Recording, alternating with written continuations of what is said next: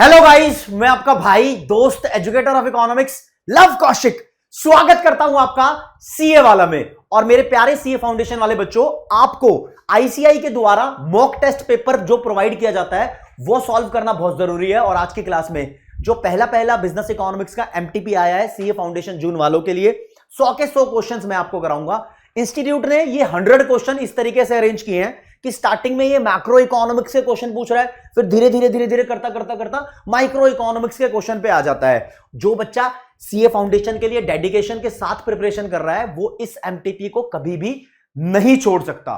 तो स्टार्ट करते हैं हम अपने क्वेश्चन नंबर 1 से। तो लिखा हुआ है, what was the main objective of fiscal responsibility and budget management act 2003। Chapter number 7 public finance की यूनिट 3 में the process of budget making दिया हुआ है। वहां पर ये FRBM, इसकी शॉर्ट फॉर्म है, FRBM एक्ट का जिक्र किया हुआ है। कहता है इसका मेन ऑब्जेक्टिव क्या है। 4 ऑप्शन लिखे हुए हैं दोस्तों। ये एक्ट ही इसलिए बनाया गया था ताकि गवर्नमेंट का जो फिस्कल डेफिसिट है उसको धीरे धीरे रिड्यूस करे। तो यहां पर ऑप्शन आपको मिल रखा है एलिमिनेट फिस्कल डेफिसिट, तो this will be the right answer. आगे चले क्वेश्चन नंबर 2 पे। तो लिखा हुआ है, contractionary fiscal policy can involve. Contractionary fiscal policy क्या होती है पहले ये समझ लो। देखो जी, मैक्रो इकोनॉमिक पॉलिसी 2 बनाई जाती है। एक होती है फिस्कल पॉलिसी जो हमारे देश की सेंट्रल गवर्नमेंट बनाती है, दूसरी होती है मॉनेटरी पॉलिसी जो हमारे देश में सेंट्रल बैंक यानी आरबीआई बनाता है। अब ऐसी पॉलिसी जो एग्रीगेट डिमांड को कॉन्ट्रैक्ट कर दे मतलब कम कर दे। जिस फिस्कल पॉलिसी एग्रीगेट डिमांड कम हो जाए उस फिस्कल पॉलिसी को बोलेंगे कॉन्ट्रैक्शनरी फिस्कल पॉलिसी।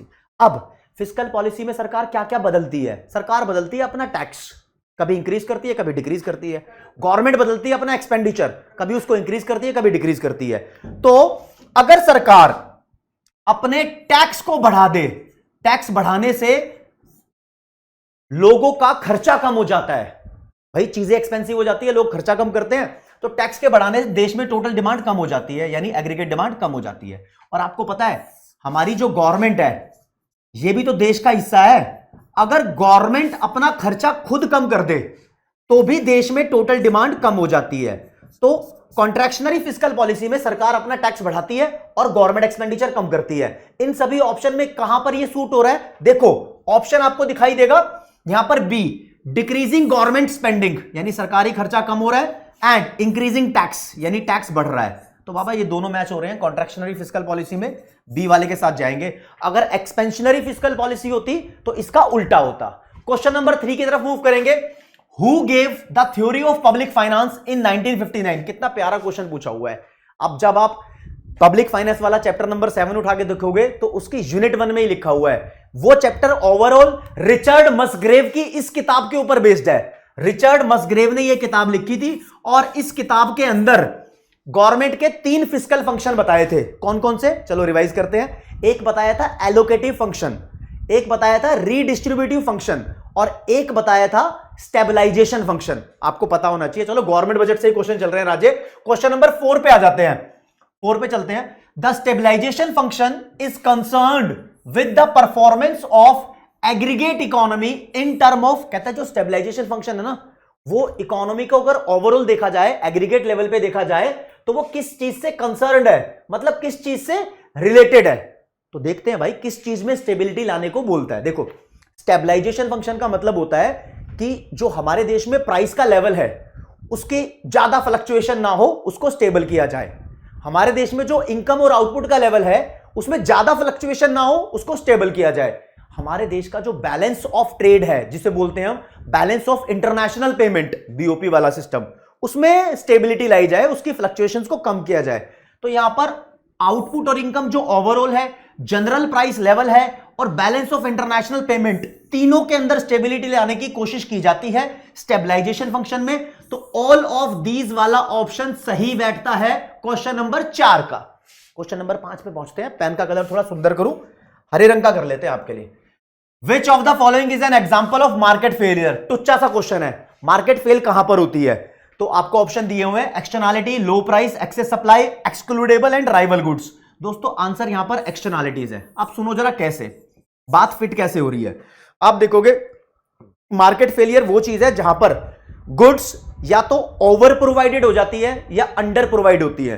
तो जो चीजें नेगेटिव एक्सटर्नैलिटी क्रिएट करती हैं उनका प्रोडक्शन ज्यादा ही रहता है, ओवर प्रोवाइडेड होती हैं। जो चीजें पॉजिटिव एक्सटर्नैलिटी क्रिएट करती हैं, फायदा पहुंचाती हैं, जैसे कि सड़क वगैरह, इन चीजों का प्रोडक्शन कम ही है। एजुकेशन और हेल्थ भी देख लो, उनकी आपको वहां पर मार्केट फेलियर दिखाई देगा।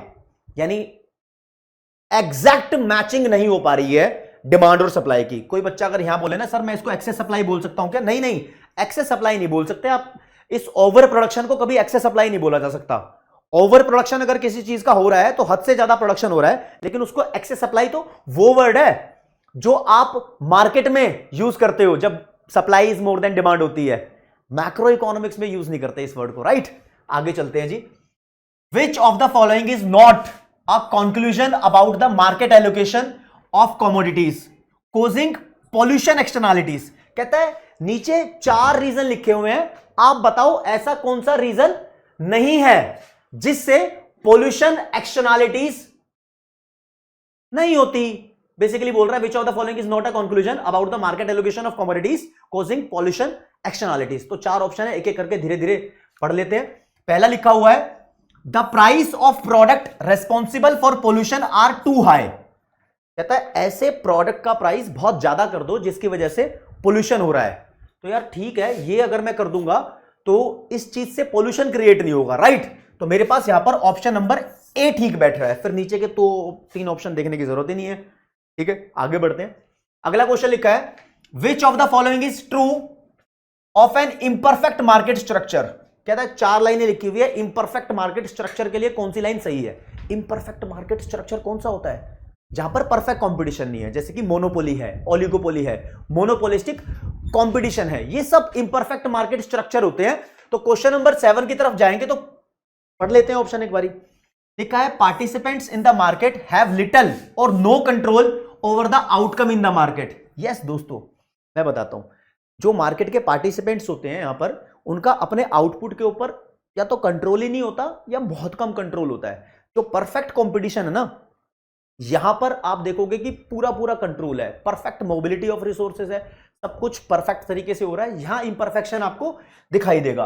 और परफेक्ट कंपटीशन जैसी जगह पर कंज्यूमर का सरप्लस भी मैक्सिमम होता है, प्रोड्यूसर का सरप्लस भी मैक्सिमम होता है, तो ये लाइनें सूट हो ही नहीं रही हैं। तो ये लाइन सूट हो रही है ए, इसकी तरफ जाओ। आगे बढ़ते हैं। Which of the following is not an example of policy design to encourage competition. कहता है कॉम्पिटिशन को बढ़ावा देने के लिए, एनकरेज करने के लिए कौन सा एग्जाम्पल नहीं है। मतलब 4 ऑप्शन है यहां पर, 3 चीजों से कंपटीशन बढ़ रहा है, ऐसा कौन सा ऑप्शन है जिससे तुम्हारे पास कंपटीशन नहीं बढ़ेगा। तो देखते हैं भैया, नहीं ऐसा कौन सा ऑप्शन है जिससे तुम्हारे पास कंपटीशन नहीं बढ़ेगा। ठीक है जी, आगे बढ़ते हैं। डीरेगुलेशन। सरकार ने जब डीरेगुलेशन कर दिया, आप देखो ना इंडियन इकोनॉमी में, गवर्नमेंट ने बोला कि हम बहुत सारे काम धंधे खुद करेंगे, फिर सरकार ने डीरेगुलेट कर दिया। डीरेगुलेट कर दिया तो दूसरे लोग भी उस काम को करने लगे, तो कंपटीशन बढ़ गया। गवर्नमेंट ने जब ट्रेड लिबरलाइज कर दिया तो मतलब बहुत सारी रेस्ट्रिक्शंस रिमूव कर दी, तो दूसरे यानी प्राइवेट प्लेयर्स और मार्केट में एक्टिवली पार्टिसिपेट करने लगे। और अगर बोल रहे हैं रिड्यूसिंग इनकम टैक्स, अगर तुम इनकम के ऊपर टैक्स कम कर रहे हो तो इससे कोई कंपटीशन पे फर्क नहीं पड़ेगा, क्योंकि कंपनी जो टैक्स पे करती है वो कॉर्पोरेट टैक्स होता है। ठीक है, ये पर्सनल इनकम पे टैक्स है, तो इससे तो कंजम्पशन पे फर्क पड़ेगा। इनकम टैक्स कम हो जाएगा तो माल ज्यादा कंज्यूम करेंगे, वो प्रोवाइड कौन करेगा, उससे कोई लेन देन नहीं है। तो C will be the right answer. 8 question हो चुके हैं, 9वें क्वेश्चन पे चलते हैं। Who defined business economics in terms of use of economic analysis in the formulation of business policies. देखो सीधा सीधा बोला है कि बिजनेस इकोनॉमिक्स की डेफिनेशन किसने दी थी, ये आपको पता है, जॉयल डीन ने दी थी डेफिनेशन 1951 में। तो यहां पर जॉयल डीन आ जाएगा। इको की डेफिनेशन एडम स्मिथ ने दी थी, लेकिन बिजनेस इको की डेफिनेशन जॉयल डीन ने दी थी। आगे चलते हैं। Marshallian theory of consumer behaviour is based on, भाई चैप्टर नंबर 2 है, उसकी यूनिट 2 है, बीच में माइक्रो इकोनॉमिक्स भी आ गई है। तो ये बोल रहा है कि मार्शल ने जो थ्योरी दी थी, मार्शल की थ्योरी यूटिलिटी के ऊपर बेस्ड थी। Law of demand, elasticity of demand जैसे कॉन्सेप्ट मार्शल के द्वारा ही दिए गए हैं। तो बोलता है ये थ्योरी किस चीज के ऊपर बेस्ड थी, तो देखते हैं। ये कहता है hypothesis of additive utilities. Hypothesis का मतलब होता है इमेजिनेशन, कि यूटिलिटी की थ्योरी किसने दी थी, यही मान लो तुम, बस यूटिलिटी की थ्योरी मार्शल ने दी थी, जहां पर हम यूटिलिटी को कैलकुलेट कर पा रहे थे, एडिट मतलब जोड़ पा रहे थे, है ना, न्यूमेरिकल टर्म्स में एक्सप्रेस कर पा रहे थे। हाइपोथेसिस ऑफ इंडिपेंडेंट यूटिलिटी, यानी यूटिलिटीज इंडिपेंडेंट होती है। ये वाली इमेजिनेशन भी इसकी थी, तुम्हें कहीं मॉड्यूल में ये ना देखने को मिली हो तो इस क्वेश्चन को ध्यान में रखकर दोनों बातें ठीक है, बोथ ए एंड बी को ठीक कर देना राज्य, क्योंकि इसलिए बताता हूं एमटीपी में कुछ क्वेश्चन ऐसे भी होते हैं जिन पर आपने कम गौर फरमाया होगा अपनी पढ़ाई करते करते, और यह भी विधि का विधान है कि एमटीपी से कुछ क्वेश्चंस आपके पेपर में भी आ सकते हैं, बिल्कुल आ सकते हैं। मतलब 10% तुम पेपर कर चुके हो। आगे बढ़ते 11वें क्वेश्चन पे। Successful business firm spend their considerable time, energy and efforts in analysing the dash for their product. कहता है जो सक्सेसफुल बिजनेस फर्म है, बड़ी बड़ी फर्म जो सक्सेसफुल हो गई, वो बहुत ज्यादा टाइम स्पेंड करती है, बहुत ज्यादा अपनी एनर्जी और एफर्ट स्पेंड करती है प्रोडक्ट के बारे में क्या एनालाइज करने में। बताओ जी, क्या एनालाइज करने के लिए करती है? आपको पता होना चाहिए कि जो बड़ी बड़ी फर्म्स होती हैं वो हमेशा इस चीज पर ज्यादा ध्यान लगाती हैं कि किस चीज की डिमांड है, प्रोडक्ट की डिमांड के बारे में ज्यादा सोचती है। वो सप्लाई प्राइस के बारे में नहीं, डिमांड के बारे में। फिर डिमांड है तो उसके हिसाब से हम सप्लाई भी कर देते हैं, समझ रहे हो। 12th पे आते हैं। By way of optimal choice a consumer tends to, कहता है अगर हम ऑप्टिमल चॉइस की बात करें, मतलब बेस्ट चॉइस की बात करें, तो कंज्यूमर क्या करना चाहता है? ऑप्टिमल चॉइस का मतलब हो गया यहां पर बेस्ट चॉइस। दोस्तों बेस्ट चॉइस क्या होती है? वो चॉइस जहां पर कंज्यूमर अपना इक्विलिब्रियम अचीव कर ले, और कंज्यूमर अपना इक्विलिब्रियम वहां अचीव करता है जहां पर कंज्यूमर अपनी यूटिलिटी को मैक्सिमाइज कर ले। भैया जो भी उसका कॉन्स्ट्रेंट है, जो भी उसका बजट है, अपने बजट में अपनी यूटिलिटी को मैक्सिमाइज कर लेगा तो वो ऑप्टिमल चॉइस पे पहुंच जाएगा। यहां लिखा है maximise satisfaction subject to constraint like taste and preference.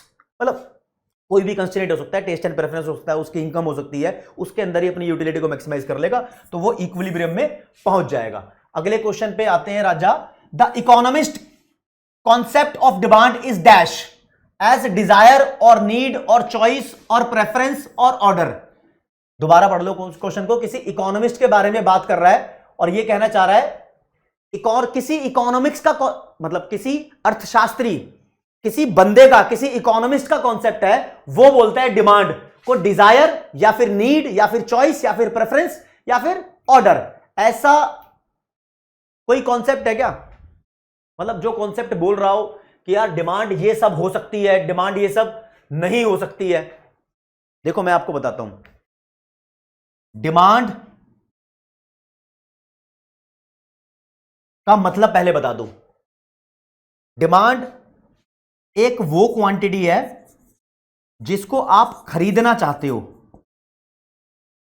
Plus आपके पास उस क्वांटिटी को खरीदने के मींस भी होने चाहिए, रिसोर्सेस भी होनी चाहिए, यानी बंदे की औकात भी, एबिलिटी भी होनी चाहिए। उसके बाद आपकी पैसा खर्च करने की इच्छा भी होनी चाहिए। तो यह सिचुएशन बनेगी डिमांड। देखो मैं इस तरीके से बता रहा हूं कि आपने कुछ ना कुछ पढ़ा हुआ है पहले, तो आप इसको समझ पा रहे हो कि क्रैक कर पा रहे हो। मैं बिल्कुल स्क्रैच से उठा के तुम्हें एडवांस पे नहीं लेके जा रहा, क्योंकि ये वो टाइम है जहां पर आप इस पे जस्ट एक झलक देते हो। कुछ चीजें तुम्हें यहां से अजीब लगेंगी तो वो याद रख लेना, जो कॉमन लग रही है तो फिर वो आपकी रिवाइज हो रही है, राइट। तो भाई जितने भी इकोनॉमिस्ट है सभी बोलते हैं, और ये विधि का विधान है कि जो डिमांड का कॉन्सेप्ट है वो ये नहीं कहता कि Dzire, need, choice, preference or order हर एक चीज सेम है। ये सब अलग अलग है, not the same thing. 13 number का क्वेश्चन आपका यहां पर कवर अप हो गया। अगले पे चलते हैं, 14वें पे चलते हैं। कहते हैं demand for labour in response to wage rate is dash. कहता है वेज रेट से अगर लेबर की डिमांड का कनेक्शन देखा जाए तो ये डैश है। अब डैश है तो ऑप्शन पे पता लगेगा किस बारे में बात कर रहा है। दोस्तों मैं बताता हूं आपको, देखो जो लेबर की डिमांड है ना वो मेन डिमांड है, मानते हो बात को? मतलब अगर आप एक फर्म हो तो आप लेबर की डिमांड कर रहे हो, राइट। अब यहां क्वेश्चन में लिखा हुआ है demand for labour in response to wage rate is dash. अभी ऑप्शन पढ़ेंगे तब पता लगेगा। कहीं लिखा है डिराइव्ड डिमांड, कहीं लिखा है डायरेक्ट डिमांड, कहीं लिखा है इंडिविजुअल डिमांड, कहीं लिखा है कंपनी डिमांड। ये डिमांड के बहुत सारे वेरिएंट्स हैं, डिमांड वाले चैप्टर में होते हैं, ठीक है जी। आगे, whereas the demand for same labour in response to price of electronic goods where labour enter as a input. देखो जी, कहता है कि जहां पर लेबर इनपुट की तरह एंटर करेगी, समझ रहे हो, जहां पर लेबर इनपुट की तरह एंटर करेगी। फॉर एग्जांपल, अब ढंग से समझ लो, कहते हैं आप एक कंपनी हो, आपको कोई इलेक्ट्रॉनिक प्रोडक्ट बनाना है, तो मेन चीज आपकी ये हो गई, ये प्रोडक्ट बनाने के लिए आपको एक एडिशनल चीज चाहिए, लेबर चाहिए, तभी तो इसको बना पाओगे। जैसे कि मैं आपको बताता हूं कि आपकी मेन डिमांड है कि आपको घर बनाना है, घर बनाने के लिए सीमेंट, रोड़ी, पत्थर चाहिए होता है ना। तो मेन चीज की डिमांड को फुलफिल करने के लिए जो छोटी मोटी चीजें चाहिए होती है उसकी डिमांड करनी पड़ती है ना। तो जो छोटी मोटी चीजों की डिमांड है उसको बोलते हैं ये डिराइव्ड डिमांड है, ये डिराइव हुई है इस मेन चीज की वजह से। तो तुम्हारी कंपनी का मेन मोटिव है इलेक्ट्रॉनिक प्रोडक्ट बनाना है, उसको बनाने के लिए तुमने लेबर की डिमांड करी है, तो लेबर की डिमांड अपने आप में एक डिराइव्ड डिमांड है दोस्तों। लेबर की डिमांड अपने आप में एक डिराइव्ड डिमांड है। तो डिराइव्ड डिमांड कहां लिखा है, इसके लिए ये लिखा हुआ है भैया, ये लिखा है और कहीं तो नहीं लिखा ना, तो इस ऑप्शन को ठीक मान सकते हैं। लेकिन एक बार उसको भी चेक कर लेते हैं कि पहले वाला डायरेक्ट डिमांड कैसे आ रहा है। डायरेक्ट डिमांड का मतलब क्या है, सीधी डिमांड, मतलब तुम्हें यही चाहिए था, यही तुम्हारे पास है। तो देखो लेबर की तुम डिमांड कर रहे हो, उसके बदले तुम्हें कोई ना कोई प्राइस पे करना पड़ेगा, this is the wage rate, wage पे करनी पड़ती है। हर एक के साथ ऐसा ही होता है, तुम कोई भी प्रोडक्ट परचेस करोगे उसके लिए तुम्हें कोई ना कोई प्राइस पे करना पड़ता है। ऐसे कंपनी को लेबर लेनी होती है, उसके बदले में कोई ना कोई प्राइस पे करना पड़ता है। तो नॉर्मली जो डिमांड करते हैं हम वो डायरेक्ट डिमांड ही होती है, तो इट इज डायरेक्ट डिमांड। देखा, मतलब एमटीपी में बच्चों को पूरा उलझाने की कोशिश की हुई है। चलो अगले पे चलते हैं। असर्शन रीजन का क्वेश्चन आया राज्य, तो इस बार अलर्ट रहना। असर्शन रीजन का जब क्वेश्चन आता है तो आप मान के चलो ये एक लाइन 1 है, ये एक लाइन 2 है, आप सिर्फ इन दोनों को चेक करो कि ये ट्रू है या फॉल्स है, बाद में आना ऑप्शंस पे। पहले सिर्फ ये चेक कर लो कि ये ट्रू है या फॉल्स है। चलो जी हम चेक करते हैं। पहले नंबर पे लिखा है इन the short run a producer operate only in second stage of law of diminishing marginal returns. कहता है शॉर्ट रन के अंदर एक producer second phase of law of variable proportion में ऑपरेट करना चाहता है। हाँ, फर्स्ट और थर्ड को नॉनसेंस स्टेज या स्टेज ऑफ एब्सर्डिटी बोलते हैं, राइट। ठीक है जी, बात ठीक है। जहां पर average product of variable factor is declining, अगर आप डायग्राम बना के देखोगे तो एपी की वैल्यू वहां पर डिक्लाइन कर रही होती है। फिर ठीक है, in first and third stage the marginal product of the fixed and variable factor respectively negative. कहते हैं फर्स्ट और थर्ड स्टेज के अंदर जो मार्जिनल प्रोडक्ट होता है वो नेगेटिव होता है। क्या आपको यह बात सूट करती है, आप बताओ। यहां पर जो आपका कंक्लूजन बनता है, आपको ये लाइन यहां पर चेक करनी है। देखो रेस्पेक्टिवली लिखा है, स्टेज 1 के अंदर जो मार्जिनल प्रोडक्ट होता है वो नेगेटिव नहीं होता, क्योंकि हम तो वेरिएबल फैक्टर का नॉर्मली स्टडी किए हुए हैं। लेकिन दोस्तों जो फिक्स्ड फैक्टर का आप स्टडी करोगे तो वो आपको नेगेटिव देखने को मिलेगा स्टेज 1 में। और स्टेज 3 के अंदर ऐसा है ना, ऐसा ये नेगेटिव, ये वेरिएबल फैक्टर का ही चलता है, तो वो भी नेगेटिव होता है। तो दोनों बातें ट्रू हैं। अब दोनों बातें ट्रू हैं तो यहां भी लिखा है ए और आर ट्रू, ए और आर ट्रू, ऊपर वाली ए नीचे वाली आर, दोनों ट्रू है। लेकिन दोस्तों ये देखना है कि ये इसकी करेक्ट एक्सप्लेनेशन है या नहीं है, क्योंकि हम बोलेंगे स्टेज 1 और स्टेज 3 दोनों में ही एमपी नेगेटिव है, एक में तो फिक्स फैक्टर का, एक में वेरिएबल फैक्टर का। तो इस वजह से दोनों स्टेज खराब हो गई। तो बढ़िया स्टेज यही वाली हुई, तो इसमें ही वो ऑपरेट करेगा, स्टेज 2 में ऑपरेट करेगा, ये लॉजिक मान के। अच्छा बोलेगा सर यार स्टेज 1 के अंदर फिक्स फैक्टर नेगेटिव कैसे था, ये चीज तो वहां थी नहीं। राज्य सुनो मेरी बात, हम फिक्स फैक्टर का यहां पर जिक्र नहीं कर रहे थे, हम वेरिएबल फैक्टर का जिक्र कर रहे थे। ठीक है, तो आप ये सोचोगे कि जो स्टेज 1 थी वहां पर फिक्स्ड फैक्टर हमारे पास थोड़ा अंडर यूटिलाइज था, मतलब बहुत सारा फिक्स फैक्टर अवेलेबल है। ठीक है, हमने लेबर यहां पर जस्ट बढ़ानी शुरू की है, तो फिक्स फैक्टर की यहां पर यूज उतना नहीं हो पा रहा जितना होना चाहिए था।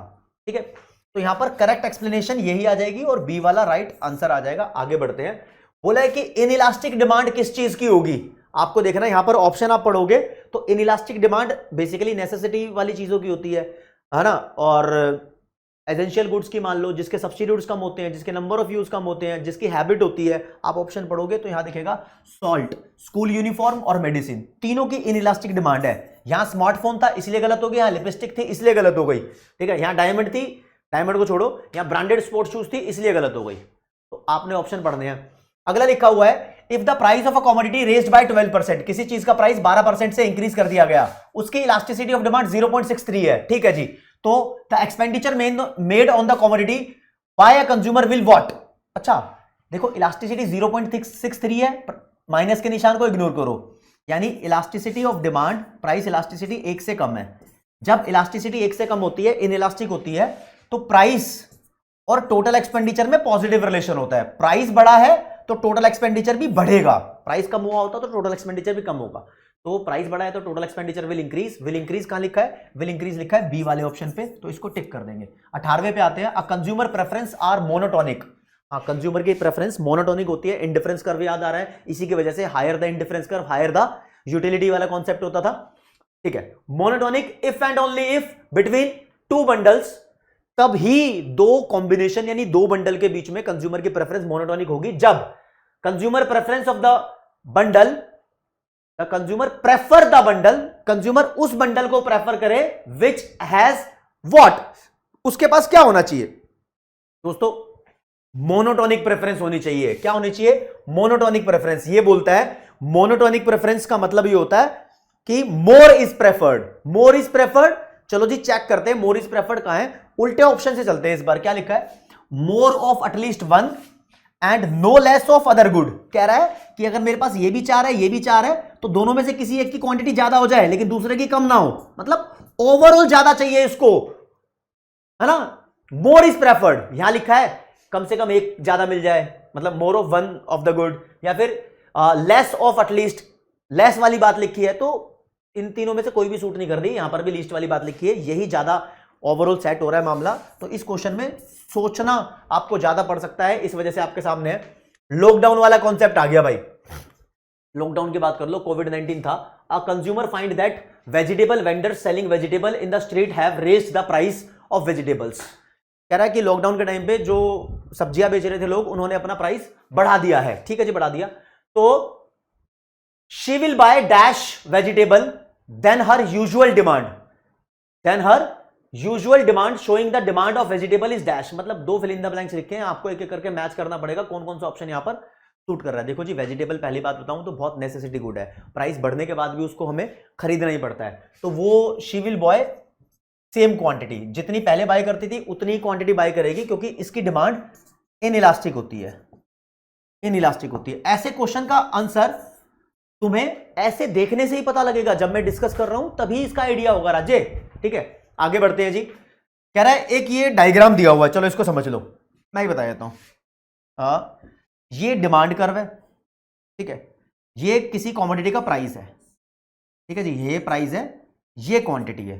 बोलता है जो ये पूरा एरिया है, ये पूरा एरिया क्या शो करता है दोस्तों? जब आपको डिमांड कर्व ऐसे गिवन होता है ना, कोई भी प्राइस पकड़ लो, कोई भी प्राइस पकड़ लो, इसके सामने कोई भी प्राइस और नीचे क्वांटिटी। ये प्राइस को आप क्वांटिटी से मल्टीप्लाई कर दो, तो प्राइस को क्वांटिटी से मल्टीप्लाई करते हो तो टोटल रेवेन्यू की वैल्यू आती है। लेकिन आप देखो, ये मैथ के हिसाब से देखो, अगर ये रेक्टेंगल है तो ये आप इसकी लंबाई और चौड़ाई को मल्टीप्लाई करते हो तो इस पूरे रेक्टेंगल का एरिया आता है। तो जो भी ये संतरी का एरिया आएगा मैथ में, वो एरिया टोटल रेवेन्यू के बराबर होगा। तो हमारा यहां पर कॉन्सेप्ट भी टोटल रेवेन्यू ही सही बनता है। आपके भेजे के अंदर बात सही से कुछ नहीं चाहिए। अगले क्वेश्चन पे आते हैं। Marginal revenue of a firm is constant through out the, MR constant कहां होता है? परफेक्ट कंपटीशन में। कहां लिखा है? ये राजी, जाएंगे सीधा। मोनोपोलिस्टिक कंपटीशन में क्या होता है, मतलब क्या चीज कॉन्स्टिट्यूट होती है? आप देखोगे मोनोपोलिस्टिक कंपटीशन के अंदर बहुत सारी फर्म्स होती हैं और वो बेच रही होती है डिफरेंशियल प्रोडक्ट्स जो एक दूसरे के सब्स्टिट्यूट होते हैं। आगे बढ़ते हैं।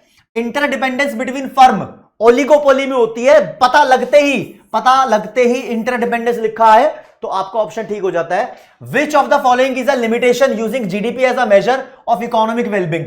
जीडीपी की लिमिटेशंस लिखी हुई है नेशनल इनकम वाले चैप्टर में, यानी चैप्टर नंबर 6 की यूनिट 1 के अंदर। तो यहां लिखा है कि कौन सी जीडीपी की लिमिटेशन है, तो आपको एक एक करके पढ़नी चाहिए। यहां पर क्या जीडीपी सिर्फ और सिर्फ मॉनेटरी ट्रांजैक्शंस को इंक्लूड करता है? यस, जीडीपी सिर्फ मॉनेटरी ट्रांजैक्शंस को इंक्लूड करता है। वो लव, अफेक्शन जैसी सिंपैथी, नॉन मॉनेटरी ट्रांजैक्शन को इंक्लूड नहीं करता। It does not account for income distribution. ये इनकम डिस्ट्रीब्यूशन को अकाउंट नहीं करता, मतलब जो इनकम का अनइक्वल डिस्ट्रीब्यूशन है ये उसको कॉन्क्लूड नहीं करता। ठीक है, बिल्कुल सही बात है, नहीं करता। It consider both market and non market activities. गलत बात, ये नॉन मार्केट एक्टिविटी को कंसीडर नहीं करता, ओनली मार्केट एक्टिविटीज को कंसीडर करता है। ठीक है। It is not affected by inflation. नहीं, जीडीपी इन्फ्लेशन से तो अफेक्ट हो जाता है ना, क्योंकि प्राइस भी होता है इसमें, प्राइस इंटू क्वांटिटी से मल्टीप्लाई करके तुम निकालते हैं। देखो जी, अच्छा ये वाला फर्स्ट वाला और सेकंड वाला दोनों आपको इसकी लिमिटेशन मिलेगी, लेकिन काफी सारी ऐसी चीजें हैं जो मॉनेटरी ट्रांजैक्शंस नहीं होती लेकिन जीडीपी फिर भी उसको शामिल कर लेता है। Is it possible? नहीं, जिस चीज की मॉनेटरी वैल्यू नहीं होती जीडीपी उसको कैलकुलेट नहीं करता। दोनों ही यहां पर इसकी लिमिटेशन दिखाई देती है, लेकिन मॉड्यूल ने, भाई थोड़ी बहुत ऊपर नीचे मिस्टेक भी हो सकती है, मॉड्यूल ने इनकम डिस्ट्रीब्यूशन को जीडीपी अवॉइड करता है। ये वाला मॉड्यूल में दिया हुआ है तो इसलिए हम मॉड्यूल को फॉलो कर रहे हैं भाई, उसके हिसाब से हम इसको ठीक कर रहे हैं। अगले पे आ जाओ। If a countries GDP is greater than it's GNP, भैया जीडीपी ज्यादा है जीएनपी से, तो इसका मतलब क्या है? आप देखो ना, जीडीपी में अगर मैं एनएफआईए ऐड कर दूं तो जीएनपी आता है, ठीक है, ये डोमेस्टिक है ये नेशनल है। अगर इसकी वैल्यू 10 है, इसकी वैल्यू -2 है, तो ये मेरे पास 8 आएगा। जब एनएफआईए नेगेटिव होगी ना तभी ये बड़ा हो सकता है, अदरवाइज बड़ा नहीं हो सकता। तो हमारा इसका मतलब ये है कि net factor income from abroad हमारी नेगेटिव है। यानी इसका मतलब क्या? इसका मतलब ये राज्य कि फैक्टर इनकम फ्रॉम अब्रोड हम कम कमा रहे हैं, मान लो हम कमा रहे हैं 10, लेकिन फैक्टर इनकम टू अब्रोड हम ज्यादा पे कर रहे हैं, मान लो हम पे कर रहे हैं 12।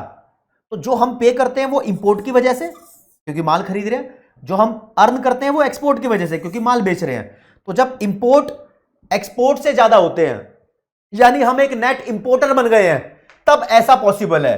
तो आप ध्यान रखोगे कि हमें ट्रेड डेफिसिट हो गया इस वजह से, जान रहे हो ना कि देखो ट्रेड बैलेंस क्या होता है, एक्सपोर्ट माइनस इंपोर्ट का डिफरेंस निकालना पड़ता है। तो कुल मिला के आप ये जानो कि एक्सपोर्ट माइनस इंपोर्ट का बैलेंस अगर नेगेटिव आ रहा है तो हम डेफिसिट में है। तो ऐसा तभी हो सकता है कि जब तुम्हारे एक्सपोर्ट 10 के हो और इंपोर्ट 12 के हो तो नेगेटिव बैलेंस आ जाएगा। तो इन दैट केस आप बन गए हो ट्रेड डेफिसिट वाले बंदे। डी वाला will be the right answer, ठीक है। तो इस चीज को ध्यान रखना, अगर तुम कंफ्यूज हो जाओगे it is a net importer, उससे अगर इसको मैच करने लग जाओगे तो इससे मैच मत करना, ठीक है। आप ट्रेड डेफिसिट को देखना क्योंकि ये ज्यादा सूटेबल ऑप्शन है। यहां पर ट्रेड डेफिसिट एक न्यूमेरिकल वैल्यू की तरफ इंडिकेट करता है कि हाँ यार डेफिसिट में है, ठीक है। चलो जी आगे बढ़ो। 26वां लिखा हुआ है, if central bank conduct open market purchase of government securities. अगर सेंट्रल बैंक ओपन मार्केट में परचेज कर लेता है गवर्नमेंट सिक्योरिटीज, मान लो ये हाउस होल्ड है या बैंक है, ये हमारा सेंट्रल बैंक है, ये बाय कर लेता है गवर्नमेंट की सिक्योरिटीज, तो पब्लिक को पैसा देगा ना, तो पब्लिक के पास मनी सप्लाई बढ़ जाएगी, पब्लिक के पास पैसा आ जाएगा। तो कहीं लिखा है मनी सप्लाई इंक्रीज हो जाएगी, हाँ जी ये लिखा जी मनी सप्लाई इंक्रीज हो जाएगी, आंसर बन गया हमारा। अगले पे आ जाओ।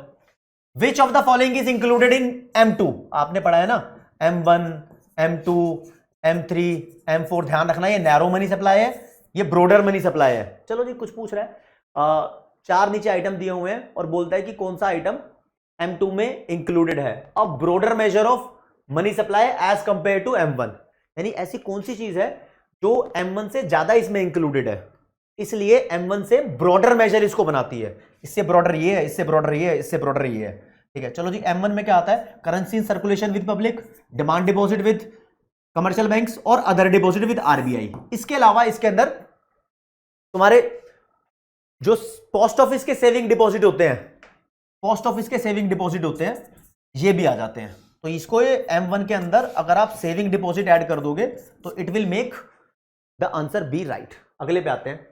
What is the purpose of voluntary export restraints? ये तुमने पढ़ा होगा इंटरनेशनल ट्रेड वाले चैप्टर में, और मॉड्यूल में भी ऐसा क्वेश्चन था कि वॉलंटरी एक्सपोर्ट रिस्ट्रेंट्स लगते हैं, मतलब अपनी मर्जी से। यार देखो यूएसए को पता लग गया कि वो इंडिया को इतना माल बेच चुका है कि इंडिया की जो डोमेस्टिक इंडस्ट्रीज हैं वो सच में इंजर्ड हो रही हैं, तो ये जानबूझकर वॉलंटरली बोल देगा हाई हम धंधा स्टॉप कर रहे हैं, तेरे को इतना एक्सपोर्ट नहीं कर रहे क्योंकि तेरे देश में जो कंपनी चल रही है वहां वो कंपनीज कॉम्पीट नहीं कर पा रही हैं। तो भाई साहब यहां पर कौन सा यहां पर ऑप्शन ठीक बैठ रहा है? तो बोलता है to limit the quantity of exports. Yes, USA अपनी एक्सपोर्ट की क्वांटिटी को लिमिट कर देगा या कुछ टाइम के लिए टेम्परेरी रोक देगा। अगला question, which of the following is an example of automatic stabiliser in the budget? Budget यानी जो पब्लिक फाइनेंस होता है उसके अंदर बजट को, मतलब एक होता है गवर्नमेंट जानबूझकर डेलिब्रेट पॉलिसी को यूज कर रहा है, गवर्नमेंट जानबूझकर डेलिब्रेट पॉलिसी, मतलब पॉलिसी को, डेलिब्रेट का मतलब ही जानबूझकर होता है। गवर्नमेंट अगर जानबूझकर पॉलिसी यूज कर रही है तो this is government's deliberate policy measure, ठीक है। लेकिन इसके अलावा कुछ चीजें ऐसी हैं जो ऑटोमेटिकली गवर्नमेंट बजट को स्टेबलाइज कर देती है। तो वो इन चारों में से कौन सी चीज है? जैसे कि डिस्क्रेशनरी स्पेंडिंग। डिस्क्रेशनरी स्पेंडिंग का मतलब होता है गवर्नमेंट डिस्क्रेशन कर रही है, मतलब जानबूझकर कुछ स्पेंड कर रही है। तो ये तो ऑटोमेटिक स्टेबलाइजर का आंसर नहीं बनती। ठीक है जी। प्रोग्रेसिव टैक्सेशन, सरकार ने जानबूझकर ही टैक्स लगाया होता है, ये भी ऑटोमेटिक स्टेबलाइजर नहीं है। गवर्नमेंट खुद जानबूझकर इन्वेस्टमेंट करती है, ये भी नहीं है। तो अगर ऑटोमेटिक स्टेबलाइजर का कॉन्सेप्ट दिमाग में नहीं था तो कॉन्सेप्ट गवर्नमेंट ने जो जानबूझकर किया वो ऑटोमेटिक स्टेबलाइजर नहीं होता। ऑटोमेटिकली क्या हो गया? अनएम्प्लॉयमेंट बेनिफिट्स, यानी ये तो देने पड़ेंगे। बेरोजगारी भत्ता देना पड़ेगा, राज्य देना पड़ेगा। ठीक है। बेरोजगारी भत्ता देने से लो इनकम ग्रुप वालों के पास थोड़ा पैसा आ जाता है, इकोनॉमी थोड़ी ग्रो करने लगती है, वो उनकी थोड़ी स्पेंडिंग बढ़ती है। अब बंदा बोलेगा सर ये भी तो गवर्नमेंट ने जानबूझ के किया। अबे जानबूझ के नहीं किया, गवर्नमेंट जानबूझ के किसी को बेरोजगार थोड़ी कर रही थी। अब बेरोजगारी के बाद ये तो देना मजबूरी हो जाती है। ठीक है जी। अगला आता है, which of the following policy measure is typically used by the central bank to manage business cycle. Business cycle मतलब बिजनेस साइकिल में 5वां चैप्टर है ना, बिजनेस साइकिल, जिसमें रिसेशन और एक्सपेंशन जैसी बातें हैं। तो उस बिजनेस साइकिल को मैनेज करने के लिए आरबीआई कौन सी पॉलिसी बनाता है? अब आरबीआई कौन सी पॉलिसी बनाता है? सिर्फ ये सुन लो, मॉनेटरी पॉलिसी बनाता है central bank. Fiscal policy central government के द्वारा बनाई जाती है। ठीक है। These are the questions. आपको लग रहा है कि हाँ भाई एमटीपी में क्या होता है? राज्य सुनो मेरी बात, एमटीपी का लेवल नॉर्मली हाई होता है। ठीक है। इससे तुम्हें डरने वाली बात नहीं है कि हाँ सर हमने तैयारी किसी और लेवल पे की थी तो एमटीपी किसी और लेवल पे निकल गया, डरने वाली बात नहीं है। इसका लेवल हमेशा आपको जितनी भी आपने तैयारी की है उससे हाई मिलेगा, और जो मेन पेपर आएगा आपका, वो मेन पेपर इससे बेहद, मैं कह रहा हूं बेहद इजी लगेगा आपको, बेहद आसान लगेगा। ठीक है। 31 पे आते हैं। बिजनेस इकोनॉमिक्स का कॉन्सेप्ट जोल डीन ने दिया था, ये दोबारा इसने क्वेश्चन पूछ लिया। छोटी मोटी गलती यहां पर भी हो जाती है, कोई दिक्कत नहीं है। आगे चलते हैं। The choice between labour and capital intensive technique किससे रिलेटेड होती है? How to produce. इस वाली सेंट्रल प्रॉब्लम के अंदर हम डिसाइड करते हैं कि कौन सी प्रोडक्शन टेक्नोलॉजी को चूज करना है, लेबर इंटेंसिव या फिर कैपिटल इंटेंसिव। ठीक है जी। अगला, which of the following is considered as disadvantage of allocating resource using the market system. Market system का मतलब आप जानोगे, मार्केट इकोनॉमी की बात कर रहा है। कहता है कैपिटलिस्टिक इकोनॉमी, जैसे कि यूएसए, जापान, जर्मनी, उसके एग्जांपल दिए हुए हैं। कहता है मार्केट सिस्टम में रिसोर्स एलोकेट करने का डिसएडवांटेज क्या बन रहा है? बता भाई डिसएडवांटेज क्या बन रहा है। तो यहां पढ़ते हैं जरा। लिखा है income will be unevenly distributed. Yes, this will be the disadvantage. Sir ऐसे कैसे? बाबा मार्केट इकोनॉमी की इसने इनडायरेक्टली एक लिमिटेशन पूछी है। वो रिसोर्स तो एलोकेट करता ही है, सब रिसोर्स एलोकेट करते हैं, मतलब कि कुछ ना कुछ तो बनाना ही है, प्रॉफिट के लिए बनाना है। लेकिन यहां पर as compare to socialistic economy uneven income distribution होता है, क्योंकि यहां सब अपने प्रॉफिट के पीछे पड़े होते हैं। जो सोशलिस्टिक इकोनॉमी होती है वहां पर जो अमीर हो जाता है ना, उसके ऊपर टैक्स लगा देते हैं, उसको नीचे ले आते हैं उतार के, वहां थोड़ा इनकम डिस्ट्रीब्यूशन बराबर सा होता है। Which of the following feature of a mixed economy? 4 feature लिखी हुई है। मिक्स्ड इकोनॉमी की कौन सी फीचर है? मिक्स्ड इकोनॉमी को प्लान्ड इकोनॉमी बोलते हैं, नो डाउट। यहां पर डुअल सिस्टम ऑफ प्राइसिंग होता है। हाँ, गवर्नमेंट भी अपना प्राइस डिसाइड करती है, मार्केट के हिसाब से भी होता है, नो डाउट। यहां पर रीजनल डेवलपमेंट को बैलेंस किया जाता है। कौन सी डेवलपमेंट को? रीजनल डेवलपमेंट को बैलेंस किया जाता है, यानी जो बैकवर्ड एरिया है उस पर थोड़ा ध्यान देकर उसको बैलेंस में लाया जाता है, जो मतलब अप टू डेट एरिया उसके बराबर लाया जाता है। तीनों बातें सीख है। डी वाले पे आ जाओ। चलो जी। Which of the following is not a central issue in macro economics? 4 में से मैक्रो इकोनॉमिक्स का सेंट्रल इशू कौन सा नहीं है? एक बार आपको भी क्वेश्चन पढ़ने का मौका देता हूं भाई, आप भी पढ़ लो क्वेश्चन, कोई दिक्कत वाली बात नहीं है, पढ़ लो पढ़ लो पढ़ लो। हाँ, वीडियो पोस्ट करके पढ़ लिया होगा। अब मैं आपको बता देता हूं। देखो जी, मैक्रो इकोनॉमिक्स में हम क्या क्या पढ़ते हैं? सेंट्रल बैंक के बारे में पढ़ते हैं, इन्फ्लेशन के बारे में पढ़ते हैं, अनएम्प्लॉयमेंट के बारे में पढ़ते हैं, इकोनॉमिक ग्रोथ के बारे में पढ़ते हैं। इन वर्ड से आपको पता लग रहा है कि ये मैक्रो इकोनॉमिक्स से पढ़ा जाता है। लेकिन दोस्तों, जो कंज्यूमर की बाइंग चॉइस होती है, कंज्यूमर की डिमांड के बारे में, एक सिंगल कंज्यूमर की डिमांड के बारे में, तो हाउ डू टैक्स चेंज? अगर देखो, टैक्स हम पढ़ते हैं मैक्रो इकोनॉमिक्स में, लेकिन टैक्स एक कंज्यूमर की इंडिविजुअल डिमांड को किस तरीके से बदल देगा, ये मैक्रो में नहीं पढ़ते। तो this is not central issue, central issue नहीं है, इसलिए हमने सी वाले को यहां पर राइट कर दिया है। ठीक है जी। अगले क्वेश्चन पे आते हैं। 4 लाइनें लिखी हुई हैं, कौन सी फॉल्स है आपको भी यहां पर पढ़ना पड़ेगा। मैं सामने से हट जाता हूं, क्योंकि आप ना अब एक काम करो, वीडियो को पॉज करो और ये क्वेश्चन पढ़ते रहो, क्योंकि जैसे तुम ऑन करोगे वीडियो को, मैं बता दूंगा इसका आंसर क्या है। ठीक है नहीं? ओके, 4 लाइनें तुमने पढ़ी हैं, अब चालू हो गए। तो नीचे से स्टार्ट करते हैं।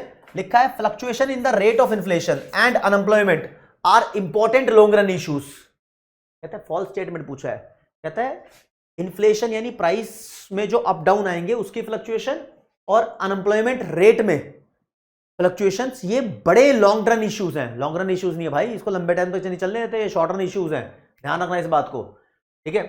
हाँ, तो ये स्टेटमेंट हमारे लिए फॉल्स है। चलो जी, इस पे आ गए, आगे बढ़ो।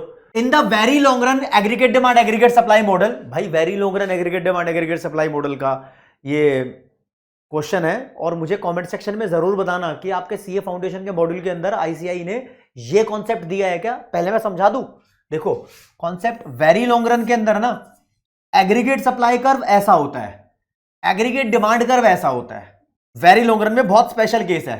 चलो जी, ये हो गया। कहता है अगर एग्रीगेट डिमांड कर्व शिफ्ट हो जाएगा लेफ्ट में मतलब उल्टे हाथ की तरफ ऐसे शिफ्ट हो जाएगा, तो बताओ क्या होगा। मैं बता देता हूं क्या होगा। पहले प्राइस इतना था P1, अब प्राइस कम हो जाएगा, P2 हो जाएगा।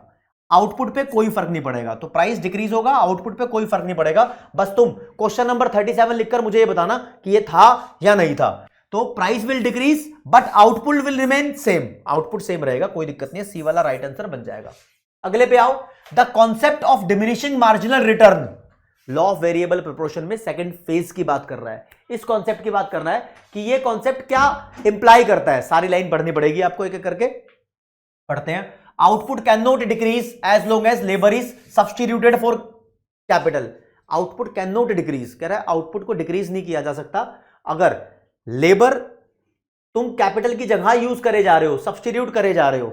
Is it correct? भाई साहब आप एक बात समझो, जब तुम लॉ ऑफ वेरिएबल प्रोपोर्शन पढ़ते हो तो वहां पर आउटपुट डिक्रीज की बात करते हो, इंक्रीज की बात करते हो। पहली बात तो इंक्रीज की बात करते हो, और वहां पर आप जो फिक्स्ड फैक्टर है उसके साथ वेरिएबल फैक्टर को बढ़ाते रहते हो। मान लो कि कैपिटल फिक्स्ड फैक्टर है, लेबर आपके पास वेरिएबल फैक्टर है ना, तो डिक्रीज की बात तो करते नहीं है। दूसरे पे आ जाओ, output decrease if either labour और कैपिटल इज डिक्रीज्ड। देखो ये चीज लेबर और कैपिटल को तुम डिक्रीज करोगे तो आउटपुट डिक्रीज हो सकता है, लेकिन ये बात हम सेकंड फेज में नहीं पढ़ते ना, सेकंड फेज में हम डिक्रीज की बात भी नहीं पढ़ते, इसलिए मैं दोनों को नोट ट्रू बोल रहा हूं। हम यहां बात पढ़ते हैं आउटपुट को इंक्रीज करने की दोस्तों। तो लिखा है output increase but at a decreasing rate. हाँ ये देखो ना, ये रहा टोटल प्रोडक्ट कर्व है ना, ये आउटपुट इंक्रीज हो रहा है लेकिन डिक्रीजिंग रेट से। टीपी को आउटपुट बोला इसने, समझे? तो सी वाला will be the right answer. अगले पे चलो, countries with higher saving rate में have higher equilibrium growth rate. कहता है जिस कंट्री के अंदर सेविंग रेट ज्यादा होती है उसके अंदर इक्विलिब्रियम ग्रोथ रेट भी बहुत ज्यादा होती है, ठीक है? तो यहां पर आपके पास सामने ऑप्शन लिखे हुए हैं कि ये कब से होता है, मतलब सिंस लिखा हो ना, since people who save more also are more industrious, मतलब जो ज्यादा पैसा खर्च करते हैं वो इंडस्ट्रियस ज्यादा होते हैं, या higher income allow more saving, यानी जितनी ज्यादा इनकम है वो ज्यादा से ज्यादा सेविंग को अलाउ करती है, या फिर higher saving rate allow for more investment in human capital which ultimately enhance economic growth. देखो जी, बात जो सूट बन रही है कि ज्यादा सेविंग होती है तो ज्यादा सेविंग की वजह से ज्यादा पैसा बचता है, अकाउंट में भी आता है, बैंक वाले उसको इन्वेस्ट करते हैं, तुम भी उसको इन्वेस्ट करते हो, इन्वेस्टमेंट की वजह से इकोनॉमिक ग्रोथ इंक्रीज होती है, इन्वेस्टमेंट की वजह से। वो इन्वेस्टमेंट एजुकेशन में भी हो सकती है, हेल्थ में भी हो सकती है, इंडस्ट्री में भी हो सकती है, इंडस्ट्रियल इन्वेस्टमेंट भी हो सकती है, कोई दिक्कत नहीं है, ठीक है? तो assume you built a new house, तुमने एक नया घर बनाया, bought a used car, second hand car भी खरीद ली, बॉट सम गवर्नमेंट बॉन्ड, तुमने कुछ गवर्नमेंट बॉन्ड भी खरीद लिए। तो विच of the following is true? तुम्हारे बारे में कुछ ऑप्शन दिए हुए कि भैया तुमने ये खरीद लिया, तुम्हारे बारे में कौन सी बातें ट्रू है। चलो जी पहली बात करते हैं, consumption and government purchase went up since you bought a used car and government bonds. कहता है तुमने सेकेंड हैंड कार खरीद ली और गवर्नमेंट बॉन्ड भी खरीद लिए, तो आपका कंजम्पशन और गवर्नमेंट परचेज भी बढ़ गई। अरे गवर्नमेंट परचेज का यहां क्या मतलब है? तुमने खरीदा है ना, तो तुम्हारी परचेज बढ़ी होगी। वेंट अप का मतलब बढ़ना। Consumption and investment went up since you bought used car and government bond. हाँ तुमने यहां पर कंजम्पशन बढ़ा दिया है, बिल्कुल बढ़ा दिया है, ठीक है, लेकिन यार यहां पर कंजम्पशन और इन्वेस्टमेंट किसको बोलते हैं, आपको उसका डिफरेंस पता होना चाहिए। जब तुम घर खरीदते हो, मशीन खरीदते हो, कार खरीदते हो, ट्रैक्टर खरीदते हो, ये सब चीजें इन्वेस्टमेंट होती है आपकी। बॉन्ड खरीदना भी इन्वेस्टमेंट होता है। कंजम्पशन होता है तुमने खाना खा लिया, है ना, तो लाइक आपने ऐसा कुछ एक्शन यहां पर किया नहीं है, तो कंजम्पशन की बात नहीं हो रही है। गवर्नमेंट परचेज वेंट अप लिखा है, सरकार की परचेज तो यहां हो ही नहीं रही है। यहां लिखा है only investment went up. Investment went up क्योंकि तुमने एक नया घर खरीद लिया। हाँ, नया घर खरीद लिया, तुम्हारी इन्वेस्टमेंट हो गई। बॉन्ड खरीद लिया तो भी इन्वेस्टमेंट हुई है। पुरानी कार खरीदने से इन्वेस्टमेंट नहीं होती। तो ठीक है, डी वाला जहां तक की सबसे सूटेबल आंसर मिल रहा है हमें। तो अब बात करेंगे अपने 41 क्वेश्चन पे। A central bank that want to stabilise the economy in the short run should try to what. एक सेंट्रल बैंक शॉर्ट रन के अंदर इकोनॉमी को स्टेबलाइज करना चाहता है। स्टेबलाइज का मतलब कि भैया जो इकोनॉमी के अंदर फ्लक्चुएशंस है वो उसको स्टेबल करना चाहता है, तो उसको क्या करना चाहिए। देखो जी, वो बहुत सारे काम कर सकता है सेंट्रल बैंक। सेंट्रल बैंक के पास एक मेन चीज होती है कि वो देखो मनी सप्लाई को इंक्रीज या फिर डिक्रीज करके वो एग्रीगेट डिमांड को बदलता है। मनी सप्लाई इंक्रीज करवा के वो एग्रीगेट डिमांड बढ़वा सकता है, मनी सप्लाई डिक्रीज करवा के वो एग्रीगेट डिमांड को कम भी करवा सकता है।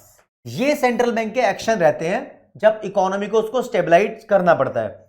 अब मनी सप्लाई को वो बहुत सारे एक्शन से चेंज करवा सकता है, CRR, SLR, LRR, open market operation, बहुत सारे वजह से वो चेंज करवा सकता है। तो यहां कोई वजह लिखी है, आप ऑप्शन पढ़ोगे तो लिखा है अफेक्ट करेगा एग्रीगेट डिमांड को through open market operation. Demand अगर बहुत ज्यादा होगी तो उसको कम करवा देगा, बहुत कम होगी तो उसको ज्यादा करवा देगा। ओपन मार्केट ऑपरेशन में बाइंग और सेलिंग करेगा गवर्नमेंट सिक्योरिटीज की। अगला क्वेश्चन आपके सामने 42 आ गया। लो जी, कहता है इन्फ्लेशन ऑकर्स वेन एवर।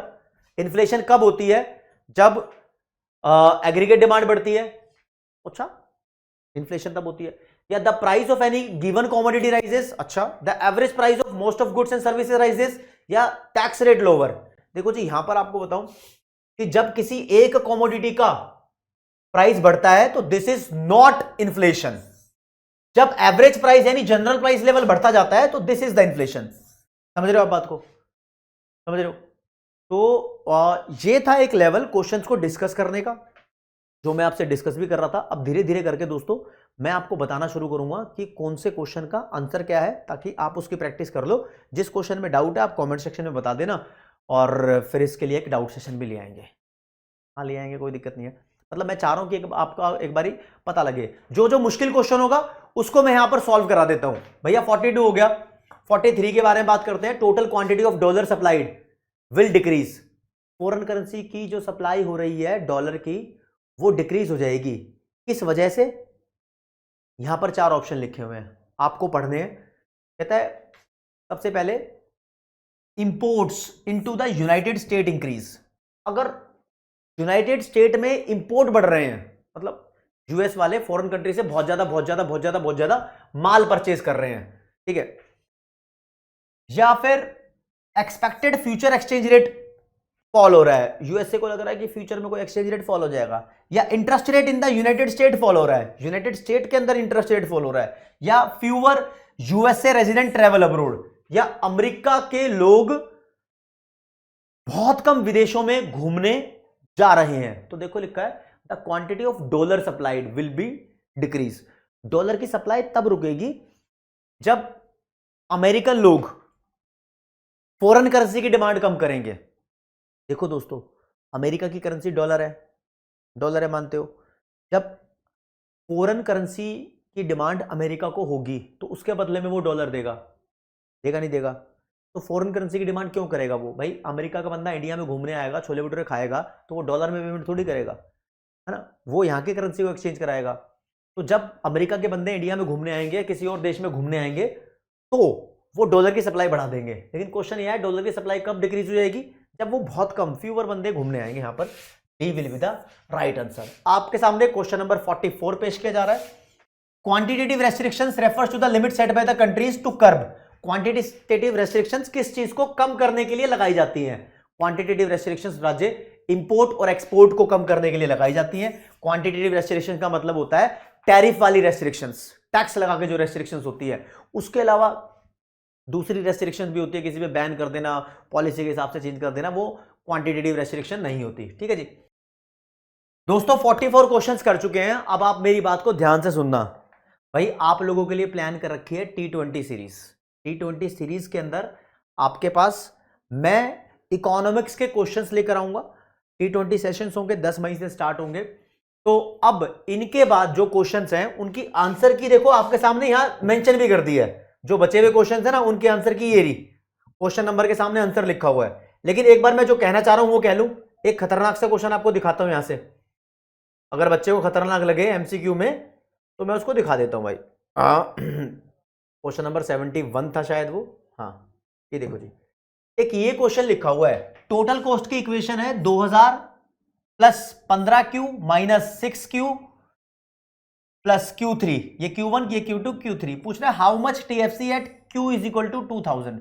कहता है TFC कितनी होगी अगर आउटपुट 2000 हो जाए। अरे भाई जब भी टोटल कॉस्ट की इक्वेशन लिखी मिले तो उसमें देखना एक सिंगल वैल्यू अकेली जो लिखी है ये तुम्हारे पास टोटल कॉस्ट में हमेशा TFC होगी। अगर लिखा हो total cost is equal to 50 plus 10Q तो भाई 50 टोटल फिक्स कॉस्ट है। अगर लिखा हो total cost is equal to 40 plus 10Q मतलब ये इक्वेशन लिखी हो, फिर ऐसे कुछ भी लिखा हो, अरे भाई ये TFC है। आप बस इसको ध्यान रखना।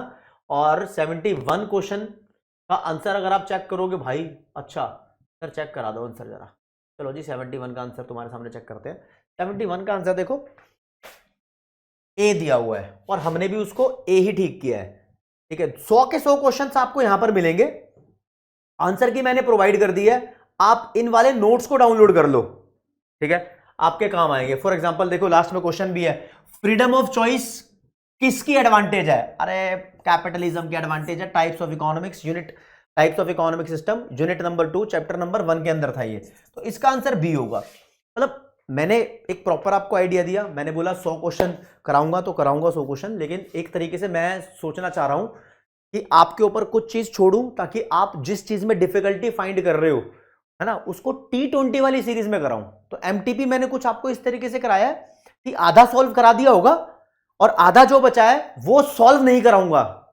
फिर क्या कराऊंगा, जो तुम्हारे डाउट्स होंगे ना वो कराऊंगा T20 सीरीज में। आप अपने डाउट मुझे कैसे बताओगे, कमेंट सेक्शन में बता दो। क्वेश्चन तो तुम सारे लिख ही रहे हो, आप बोल दो ये वाला क्वेश्चन मेरा डाउट है, ये वाला क्वेश्चन मेरा डाउट है। तो T20 के अंदर मैं ये वाले क्वेश्चंस कवर अप कर दूंगा, क्योंकि मैं ना ऐसे कवर नहीं करना चाहता कि लाइक क्वेश्चन देखा उसका आंसर तो मैं सीधा बता दिया। Like I want to cover such questions in detail. तो फिर वो चैप्टर से कनेक्ट हो जाएंगे, चैप्टर से कनेक्ट हो जाएंगे तो मैं उसको डिटेल में आपको बता दूंगा, मजा भी आ जाएगा। समझ रहे हो।